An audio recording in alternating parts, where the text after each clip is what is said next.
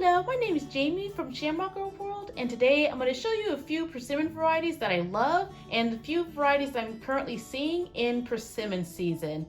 This is a very impromptu video because although it's in the middle of persimmon season, I happen to have 4 varieties currently in my refrigerator.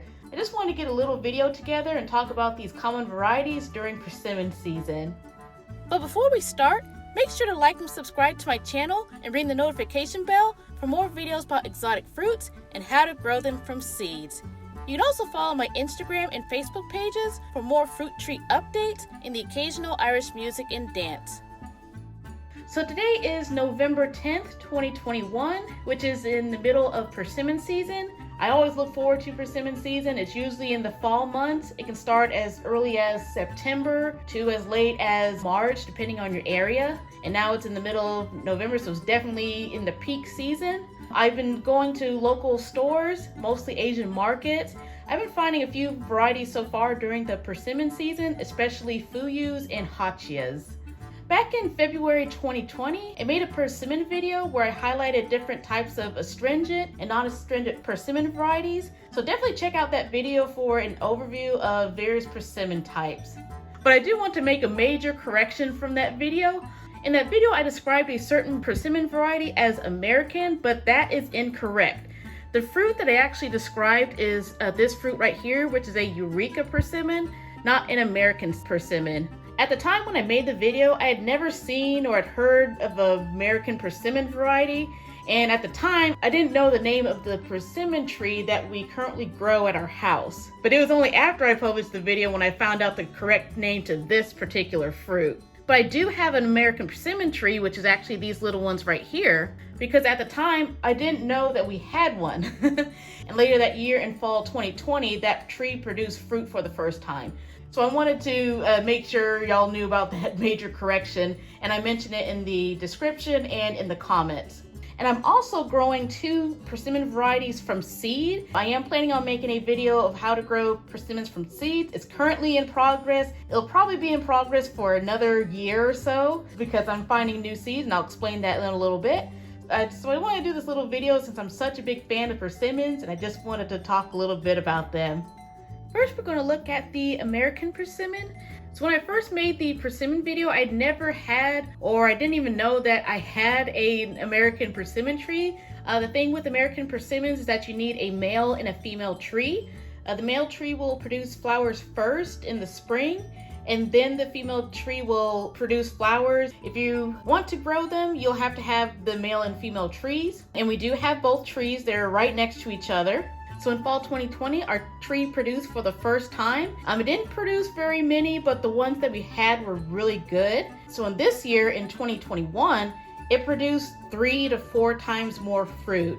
It was hard to photograph the tree throughout the year because of the shading and lighting, but I did capture some videos and photos of it on October 17th, about a month ago. I was happy to watch the fruit throughout the year and happy to see them going from green to yellow to orange. And I was happy to see that I would enjoy more fruit this year than last year. However, ever since I took those photos, we've had a cold front, a windstorm, and then we have some unknown animal possibly going up and eating the fruit. So basically I went there one week and it was full of fruit, and the next week it was almost gone. So I managed to get a few fruit. I got 2 for this video. This is actually a large fruit. They do get about gumball to probably ping pong size. So of all the persimmon varieties that I've had so far, the American persimmon is my personal favorite. So as you can see, they're quite small. Don't have much flesh on them, but they have really soft flesh. It is an astringent variety, so you have to wait until they're really soft like this. Another sign is the wrinkly skin, the indentions. These are full of seeds, and I describe the flavor as punch your mouth sweet. Every time I eat one of these, I'm taken aback by how sweet it is. It's like sweet as honey quite doesn't explain it. There's just other flavors that go with this fruit. It's sweeter than the Fuyu, it's sweeter than Hachiya. I personally think it's the sweetest variety that you can have. So here are some seeds that I cleaned from the other fruit that I had. I do plan on germinating these. These might require cold stratification. So I guess a spoiler from my How to Grow Persimmons video, Fuyus that I'm working with did or did not require cold stratification. So that was interesting. I gathered a bunch of seeds from under our trees. I got probably 50 to 100 of them. So I do have another project in the works for the How to Grow Persimmon tree video. Although it's my second season to have American Persimmon, I am such a big fan of this fruit. So definitely snag yourself a tree or some fruit. You will not be disappointed. So next we'll talk about the Eureka Persimmon variety. So this is an astringent variety that looks very similar to the Fuyu. It's medium sized and it's a little bit like pumpkin shaped. We grow this fruit from a tree that we've had for at least 11 years as of 2021. However, the tree didn't do very well this year and didn't produce as many fruit, probably due to a major freeze event in Texas back in February 2021. Both of my persimmon trees were dormant at the time, but they did come out of dormancy a little later than normal. So other than the freeze that probably, shocked its system, the freeze didn't straight up kill the trees, which is very nice. It probably did something to them. So I don't know if that had something to do with it or our weird weather throughout the year. But for some reason, our tree didn't produce as many this year as previous years. But I was able to snag a few fruit. This is rock hard and it's an astringent variety, so it has to be really soft. But as for the flavor, it is sweet and slightly fibrous. I find it just a little bit sweeter than the Fuyu. It has really soft flesh. Of course, you have to wait till it's soft. And then I do remember we made a lot of persimmon bread with this last year. My mom made a ton of that, so make sure to gather a bunch of really soft fruit. You don't want any hard edges or a tannin core to ruin your recipes or your batches, because that can happen. Make sure to use really, really soft Eureka or astringent persimmons if you're going to bake it into something.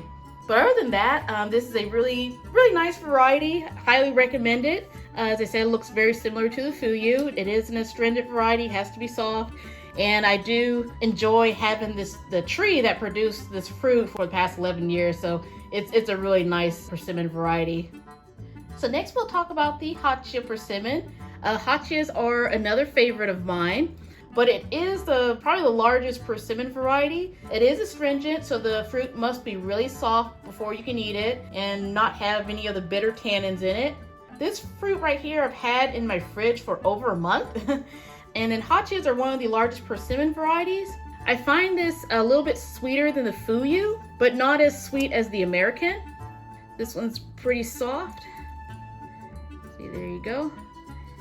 Oh, they may or may not have seeds. I've had 2 fruits that had like 1 seed in it, so I do have 2. Yeah, look at that. Yay! Look at that. There's a seed in here. Awesome. Hachiyas usually don't have seeds, so the fact that this is my 3rd seed that I found so far, that is awesome.